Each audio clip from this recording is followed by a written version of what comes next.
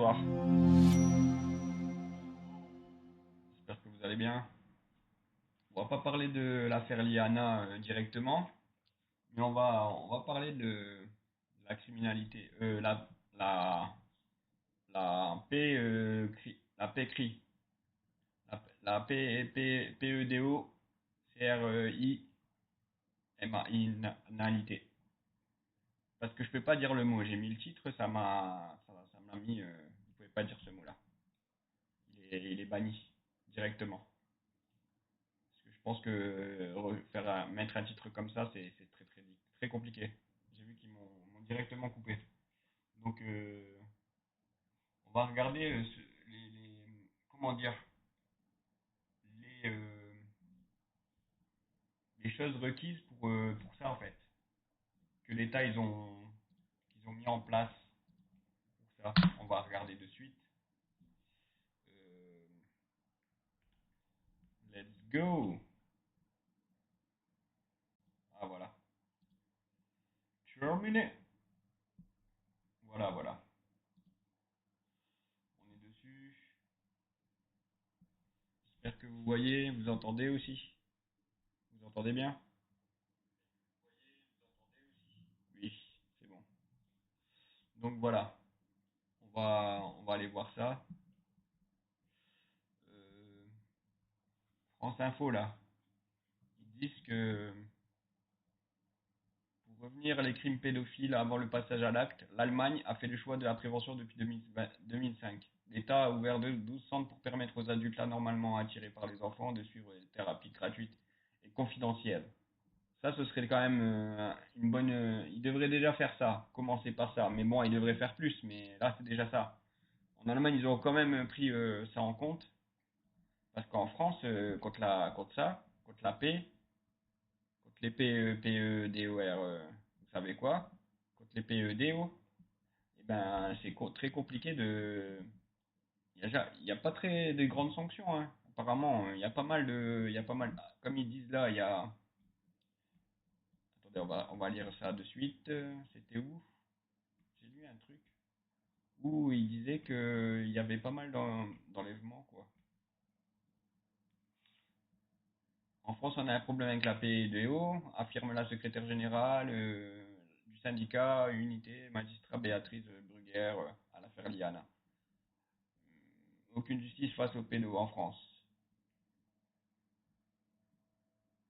On va regarder ça pour voir. Il a été écroué, nous on n'a jamais oublié son visage, et il y a quelques temps, je l'ai reconnu sur les réseaux, et quand ma sœur avait 10 ans, des fichiers pédopornographiques avaient été retrouvés dans l'ordinateur du directeur de son collège. Le directeur s'appelait Jean C, il a reconnu les faits, il a été écroué, nous on n'a jamais oublié son visage, et il y a quelques temps, je l'ai reconnu sur les réseaux, et malgré sa condamnation, il travaille toujours aujourd'hui au contact de mineurs, dans un club de sport auprès de jeunes joueuses. Bien évidemment, j'ai écrit au club, et si je vous raconte cette histoire aujourd'hui, c'est pour vous montrer. Voilà le problème.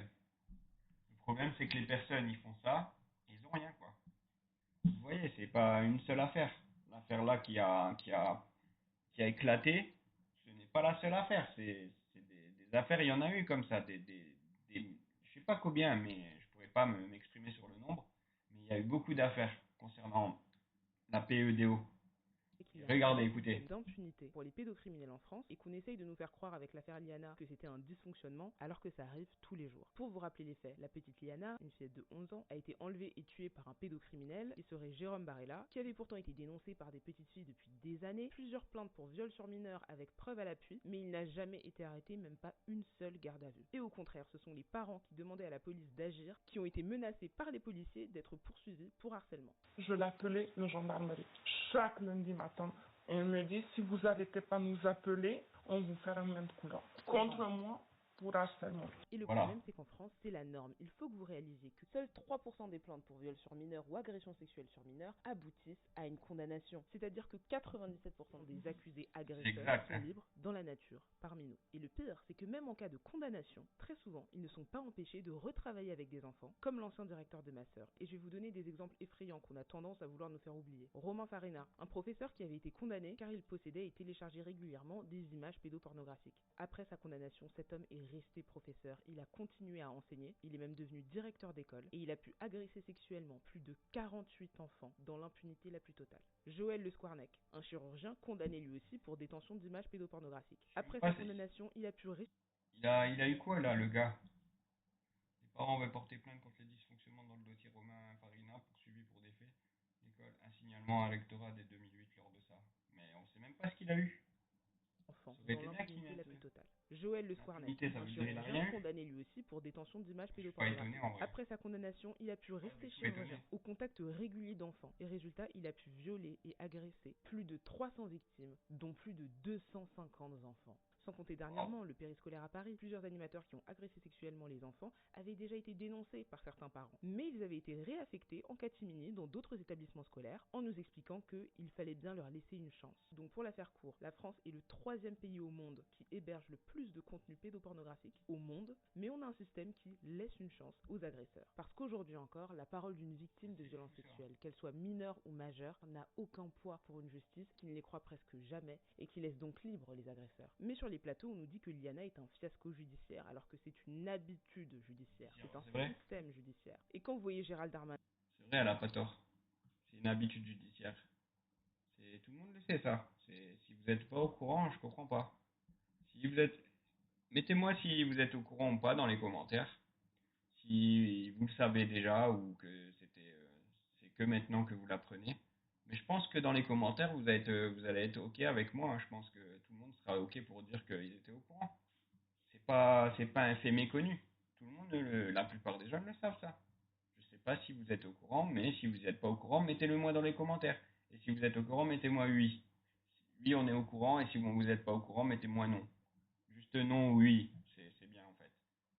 Et on verra le nombre de personnes qui seront concernées ou pas. Non, le ministre de la Justice, venir nous dire qu'il est sous le choc. Je sais pas comment c'est possible.